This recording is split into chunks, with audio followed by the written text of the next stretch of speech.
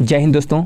इतिहास के top 20 questions लेके आया हूँ, तो इस वीडियो को बहुत ही ध्यान से लास्ट तक देखिएगा क्योंकि एग्जाम में आपको बहुत ही हेल्प मिलेगी। तो चलिए शुरू करते हैं। पहला प्रश्न है, मालवा, गुजरात एवं महाराष्ट्र किस शासक ने पहली बार जीता? तो आपका राइट आंसर होगा Chandragupta Maurya. Option D is the right answer है आपका। अगला प्रश्न है, चंद्रगुप्त मौर्य ने सेल्यूकस को किस वर्ष पराजित किया था? ये भी क्वेश्चन बहुत इंपॉर्टेंट है। चंद्रगुप्त मौर्य ने सेल्यूकस को किस वर्ष पराजित किया था? तो आपका राइट आंसर होगा 305 ईसा पूर्व में पराजित किया था। सेल्यूकस कौन था? सेल्यूकस जो था सिकंदर का सेनापति था। कौन था? सिकंदर का सेनापति था। ये भी आपको याद रखना है। सेल्यूकस का एक राजदूत था जिसका नाम था मेगस्थनीज। क्या नाम था? मेगस्थनीज, जो चंद्रगुप्त मौर्य के दरबार में आया था। ये भी क्वेश्चन आपको याद रखना है। अगला प्रश्न, भारत में पहले साम्राज्य की स्थापना किस शासक के द्वारा की गई थी? ये भी क्वेश्चन बहुत इंपॉर्टेंट है। तो आपका राइट आंसर क्या होगा? Chandragupta Maurya. Option A is the right answer है आपका। अगला प्रश्न है, शुंग वंश के बाद किस वंश ने भारत पर राज किया? ये भी क्वेश्चन बहुत इंपॉर्टेंट है। शुंग वंश के बाद किस वंश ने भारत पर राज किया था? तो आपका राइट आंसर क्या रहेगा? आपका कण्व वंश ने राज किया और उसका संस्थापक कौन था? वासुदेव। ये भी आपको याद रखना है। अगला प्रश्न आपका वेरी मोस्ट इंपॉर्टेंट प्रश्न आपका है,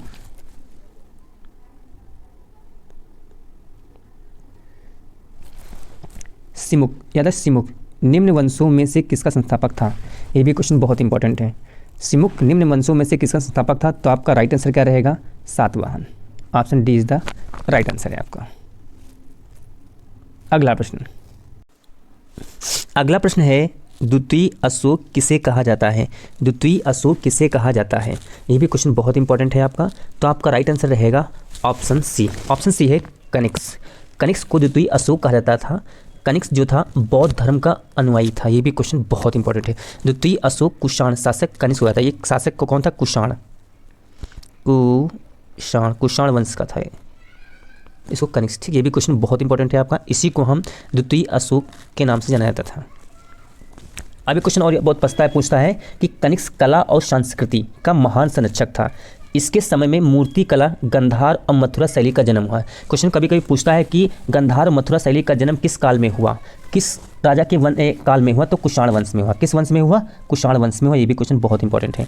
ये भी आपको याद रखना है। गंधार और मथुरा शैली का जन्म किस वंश में हुआ? कुषाण वंश में हुआ। ये भी क्वेश्चन बहुत इंपॉर्टेंट है आपका।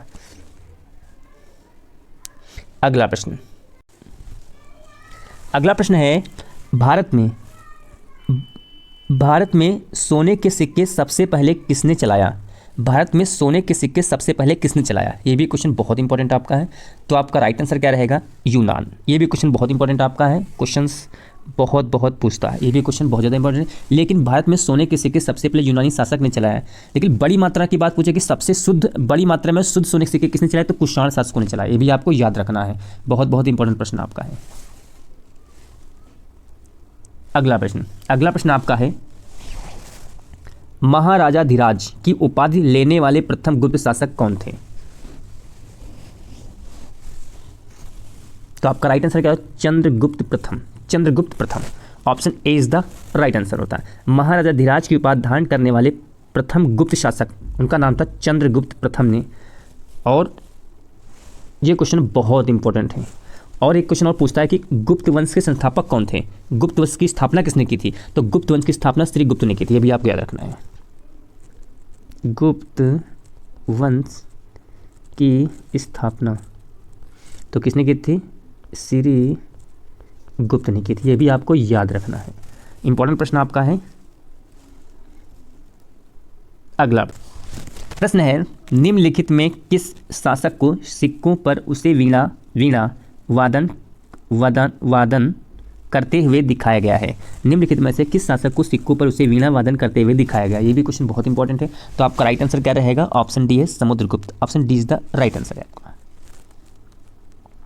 अगला प्रश्न आपका जो वेरी मोस्ट इंपॉर्टेंट प्रश्न आपका है, ये भी क्वेश्चन बहुत इंपॉर्टेंट आपका है।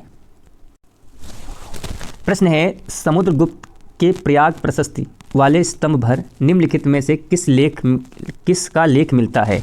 ये भी क्वेश्चन बहुत इंपॉर्टेंट है। तो आपका राइट आंसर होगा जहांगीर। यानी समुद्रगुप्त के प्रयाग प्रशस्ति वाले स्तंभ पर निम्नलिखित में से किसका लेख मिलता है? तो जहांगीर का मिलता है। Option A is the right answer है आपका, जहांगीर का मिलता है। ये भी question very very very most important प्रश्न है, ये कई बार प्रश्न आ चुका है। अगला प्रश्न आपका वेरी वेरी मोस्ट इंपॉर्टेंट प्रश्न आपका है, लीलावती के लेखक थे, लीलावती के लेखक थे। तो आपका राइट आंसर क्या रहेगा? Bhaskaracharya. Option C is the right answer है आपका। अगला प्रश्न आपका है, गुप्त शासकों की सरकारी दरबारी भाषा थी। ये क्वेश्चन बहुत इंपॉर्टेंट है, क्वेश्चन कई बार एग्जाम में पूछा चुका है। उनकी भाषा कैसी थी? तो आपका राइट आंसर क्या रहेगा? Option D Sanskrit. गुप्त शासकों की सरकारी दरबारी भाषा थी Sanskrit. Option D is the right answer है आपका। अगला प्रश्न है, विश्वविद्यालय जो गुप्त युग में मशहूर हो गया था। ये भी क्वेश्चन बहुत इंपॉर्टेंट है। तो आपका राइट आंसर क्या रहेगा? Nalanda. Option C is the right answer है। ये क्वेश्चन बहुत इंपॉर्टेंट है। नालंदा विश्वविद्यालय गुप्त काल में मशहूर हो गया था। प्राचीन भारत में नालंदा विश्वविद्यालय की स्थापना गुप्त के शासक कुमार गुप्त प्रथम द्वारा की गई थी। ये भी क्वेश्चन बहुत इंपॉर्टेंट है। किसने किया था कि कुमार गुप्त प्रथम के द्वारा किया गया था। ये बौद्ध धर्म का एक केंद्र था। ये भी क्वेश्चन बहुत इंपॉर्टेंट आपका है। लेकिन मोहम्मद गौरी के सेनापति बख्तियार खिलजी ने 13वीं शताब्दी में नालंदा विश्वविद्यालय को जलाकर नष्ट कर दिया था। ये भी आपको याद रखना है। अगला प्रश्न आपका है, ये भी क्वेश्चन बहुत इंपॉर्टेंट आपका है, किस गुप्त शासक के कार्यकाल में चीनी यात्री फयान भारत आया था? ये भी क्वेश्चन बहुत इंपॉर्टेंट आपका है। तो आपका राइट आंसर चंद्रगुप्त द्वितीय के शासनकाल में आया था। Option C is the right answer है। ये वेरी वेरी मोस्ट इंपॉर्टेंट प्रश्न है और ये 399 से 414 तक भारत की यात्रा की थी। इसने भारतीय समाज, कला, सांस्कृतिक, सामाजिक और आर्थिक जीवन के बारे में जानकारी का उल्लेख किया था। ये भी क्वेश्चन आपको याद रखना है। अगला प्रश्न आपका वेरी मोस्ट इंपॉर्टेंट प्रश्न है, निम्नलिखित में से कौन सा नाटक हर्षवर्धन द्वारा नहीं लिखा गया था? ये भी क्वेश्चन बहुत इंपॉर्टेंट, हर्षवर्धन द्वारा नहीं लिखा गया था। तो आपका राइट आंसर होगा विक्रमोर्वशीयम नहीं लिखा गया था। Option B is the right answer है। विक्रमोर्वशीयम नहीं लिखा गया था। ये हर्षवर्धन द्वारा नाटक नहीं लिखा गया था। रत्नावली, नागानंद, प्रियदर्शी ये हर्षवर्धन द्वारा लिखा गया था। अब आप नोट कीजिएगा, इसमें विक्रमोर्वशीयम नाटक किसने लिखा है? कालिदास के द्वारा लिखा गया था। कालिदास के नाटक जो थे, कालिदास किसके समकालीन थे? चंद्रगुप्त द्वितीय के समकालीन थे। भी क्वेश्चन बहुत इंपॉर्टेंट है। कालिदास किसके समकालीन थे? चंद्रगुप्त द्वितीय के समकालीन थे। और इन्होंने अभिज्ञान शकुंतलम, मालविका अग्निमित्रम, रघुवंशम, कुमार संभवम, मेघदूतम और ऋतुसंहार आदि पुस्तकें लिखी हैं। वर्धन वंश में शासक जो हर्षवर्धन थे, रत्नावली, नागानंद, प्रियदर्शिका नाटकों की रचना की है। आपको इतना याद होना चाहिए। अगला प्रश्न, ये भी क्वेश्चन बहुत इंपॉर्टेंट आपका है, निम्नलिखित में से किसने 618 ईस्वी में हर्षवर्धन को हराया था? ये क्वेश्चन बहुत इंपॉर्टेंट है। ये क्वेश्चन एग्जाम में कई बार पूछ चुका है। तो आपका राइट आंसर क्या रहेगा? ऑप्शन बी है पुलकेशिन द्वितीय। पुलकेशिन द्वितीय ने हर्षवर्धन को हरा दिया था। Option B is the right answer है आपका। अगला प्रश्न आपका जो वेरी वेरी मोस्ट इंपॉर्टेंट प्रश्न आपका, ये भी क्वेश्चन बहुत इंपॉर्टेंट आपका है, हर्ष के साम्राज्य की राजधानी थी। ये क्वेश्चन मैं यूपी पुलिस का जब पेपर दे गया था 2018 वाला, ये उसमें आया था। हर्ष के साम्राज्य की राजधानी थी। ये भी क्वेश्चन बहुत इंपॉर्टेंट है। तो आपका राइट आंसर क्या रहेगा? कन्नौज।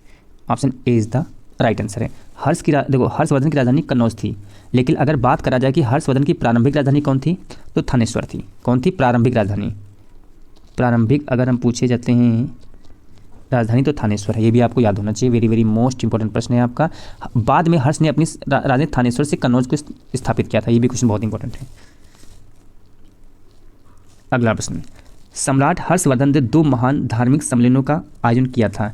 2 धार्मिक सम्मेलन का आयोजन किया था। कहाँ किया था? ये भी क्वेश्चन बहुत इंपॉर्टेंट है। तो आपका राइट आंसर क्या है? कन्नौज और प्रयाग में। Option A is the right answer है आपका।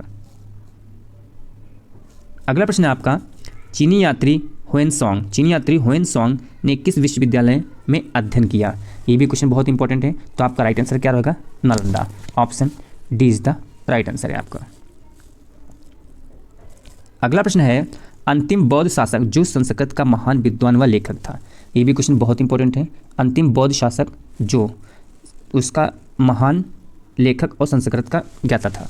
ये भी क्वेश्चन बहुत इंपॉर्टेंट है। ये भी क्वेश्चन कई बार एग्जाम में पूछा चुका है। आपको इसको भी ध्यान रखना है, इंपॉर्टेंट प्रश्न आपका है। तो आपका राइट आंसर क्या रहेगा? Harshvardhan. Option D is the right answer है। हर्षवर्धन संस्कृत का महान विद्वान और लेखक था। कश्मीर को छोड़कर संपूर्ण उत्तर भारत में अंतिम हिंदू शासक जो हर्षवर्धन माना जाता था। ये भी क्वेश्चन आपका इंपॉर्टेंट है।